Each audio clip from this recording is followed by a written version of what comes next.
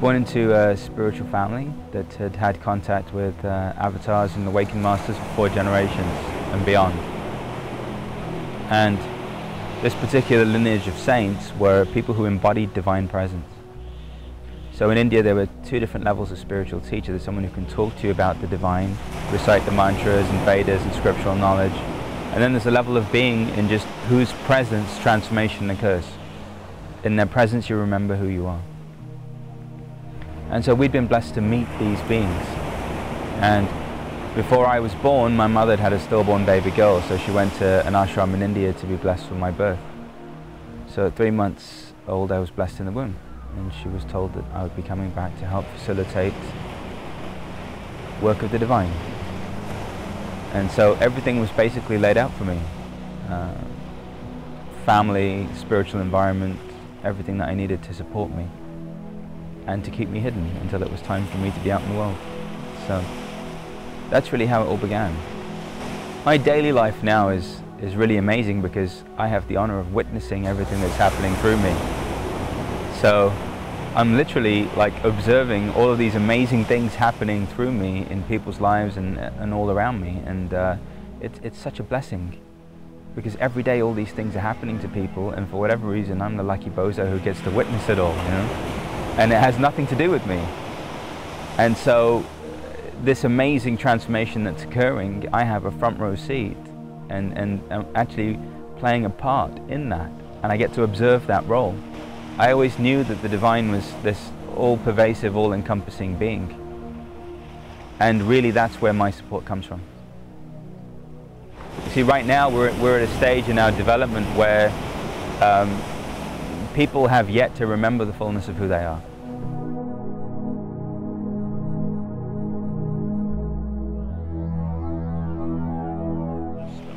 I don't have a belief system.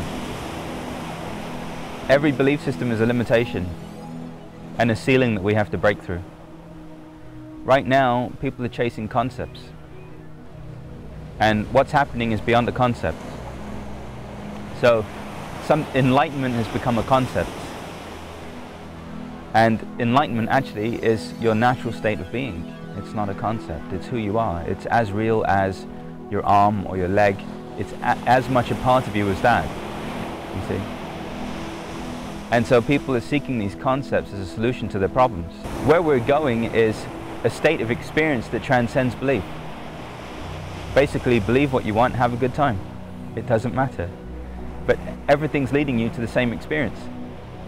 We're one singular consciousness expressing itself in 6.8 to 7 billion different ways. And everyone's doing and thinking and feeling exactly what they need to be.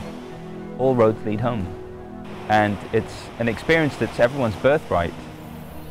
You know, this isn't something that's special or reserved to a few people. It's who we are naturally. See? And so I don't have a belief system. Yeah.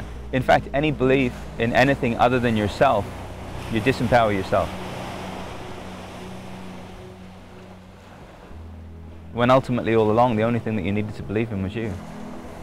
And the only person you needed to love was yourself. Because the divine made you exactly the way you are. Every single human being, regardless of where they were born, who their parents were, what they're doing, what the circumstances and situations of their life is, we're all on the same path. We're all heading to the same place. We're just experiencing it in different ways. Every one of us has a completely unique viewpoint of the greatest happening in the history of the universe.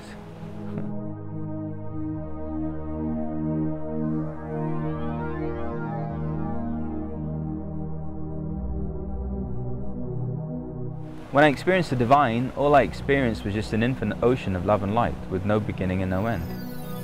And any name or label that you chose to give it was just a limitation. It's infinite. And so in that moment I realized that any rules and regulations that we had were man-made. That in fact the only conversation the divine is having with you is, I love you. That's it. I love you just the way you are. The divine doesn't have a problem with you, so stop having a problem with yourself. You know, that's it. And then the other thing is that basically now we're at a time where this love and acceptance is growing in people more and more every day. to the point where one day everyone's going to wake up completely loving and accepting themselves. And just imagine what that's going to be like, you see. So end the resistance to being yourself. Lovingly embrace who you are, because the divine doesn't have a problem with you. Nothing broken, nothing to change, nothing to fix. There's nothing to attain. Just simply be yourself, and in being yourself you'll realize everything.